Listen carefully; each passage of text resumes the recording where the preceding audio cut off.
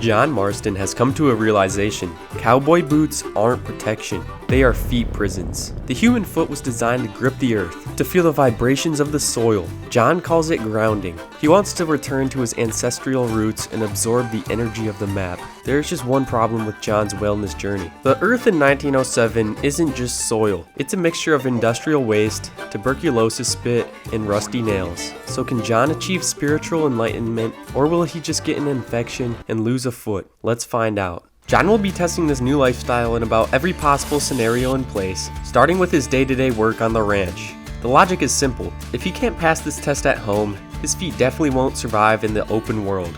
He decided he'd start with the easy stuff. First, feeding the horses. John grabbed a bale of hay and he walked it over to the paddock.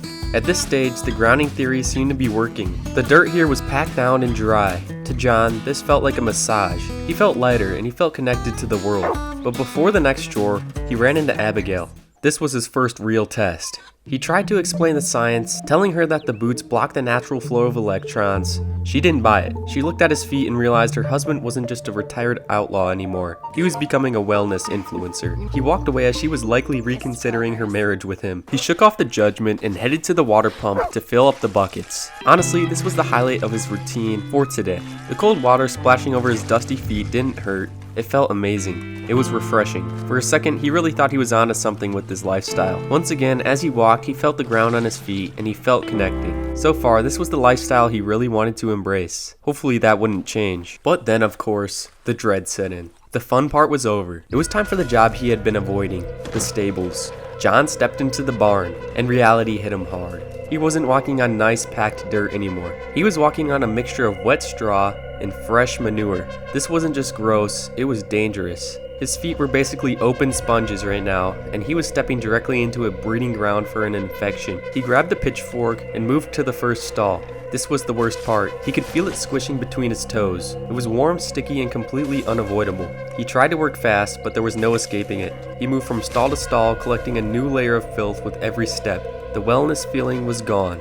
Now he just felt dirty. But strangely, his feet were fine. No cuts, no bruises, nothing of harm.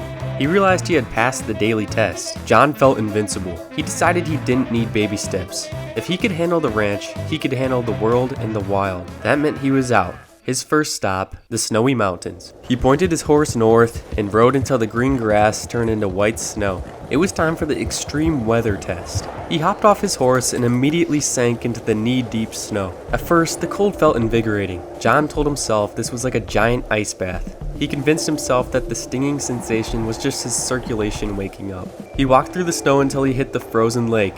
This was actually the highlight of the trip. The ice was perfectly smooth. Without the grip of rubber soles, John was basically ice skating on bare skin. He spent a solid 5 minutes just sliding around, having the time of his life. It felt like being a kid again. But that wasn't enough. He got ambitious and wanted to test his capabilities. He spotted a steep cliff face on the far side of the lake and decided to test his grip.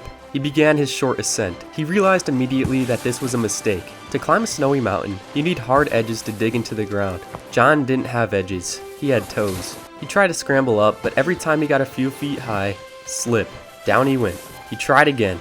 Slip.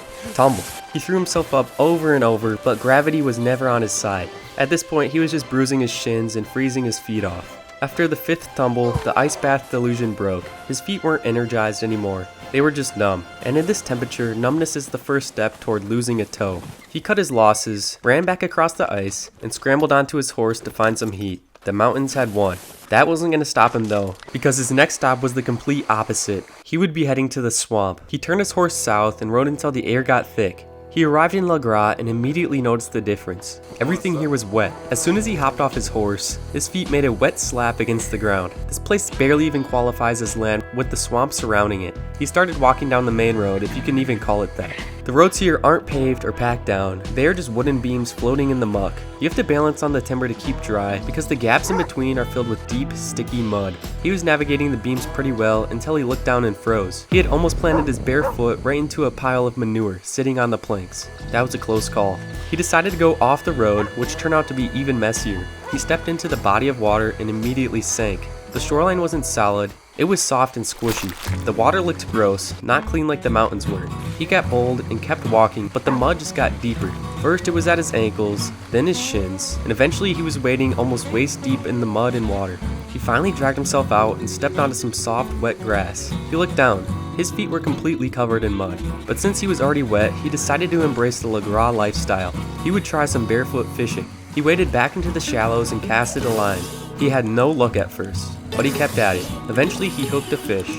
He reeled it in, and it was a tiny 1-pound chain pickerel. He threw it back, but he was weirdly happy about it. He had conquered the swamp unlike the mountains. That was enough swamp for one day though. He turned around and ran back to his horse before anything could bite his toes. His next stop was the west. He turned his horse towards New Austin and rode until the humidity disappeared completely. It wasn't wet anymore. It was bone dry. He hopped off his horse and tested the ground. Surprisingly, the sand felt soft, almost like a powder. It wasn't bad at all, but then he looked around and realized the danger here wasn't the ground itself. It was what was growing out of it. Cacti.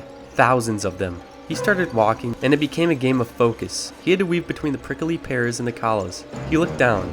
His bare skin was passing inches away from needles. One trip here, and he'd be pulling spines out of his feet for a week. Eventually, he found a clear patch of sand and decided to call it a night. He set up camp and built a fire. This was the best part of the day. He finally got off his feet, sat by the crackling fire, and just chilled. And he slept good that night. The next morning, he woke up and immediately felt it. The massage from the sand was over.